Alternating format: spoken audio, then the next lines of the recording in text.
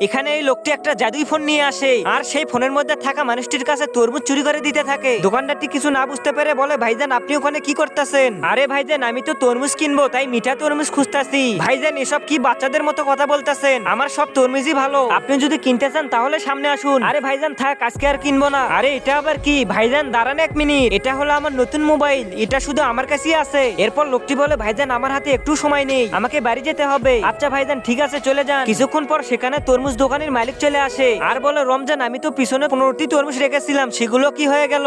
আরে মালিক আমি তো জানি না। হারামখোর তুই কিভাবে দোকানদারি করিস যে বলতে পারিস না? ভাইজান একটু সরে দাঁড়ান, আমার মোবাইলটা নিয়ে আমি বাড়িতে যাই। আরে মালিক এই লোকটি তো আমার পিছনে কিছু একটা করছিল, আমার মনে হয় এই লোকটির মধ্যে কিছু একটা আছে। আরে ভাইজান আপনি এটা কি বলতেছেন? মালিক এইভাবে বলবে না, ওকে একটু ধরে রাখুন। তার আগে যারা চ্যানেলটিকে সাবস্ক্রাইব করে দেবে তাদের মা বাবা যেন অনেকদিন বেঁচে থাকে, আর যারা ভিডিওতে লাইক কমেন্ট করবে তাদের মনে আশা যেন পূর্ণ হয়, আর কমেন্টে লিখে যাও আই লাভ ইউ মা বাবা। মালিক মনে হয় এই মোবাইলটিতে ভেজাল আছে, এই মোবাইলটি ভাঙতে হবে। আরে না ভাঙবেন না, আমার মালিকই তরমুজ চুরি করেছে, উনি চুপি চুপি তরমুজ আমার দিকে ছুড়ে দিয়েছে। আরে মোবাইলের মধ্যে আবার কিভাবে তরমুজ দেয় দেখুন, এইভাবে দেয়। আরে ভাইজান দেখুন কিভাবে চোরকে ধরলাম। হ্যাঁ চল এবারে হারামখোরকে শায়েস্তা করি।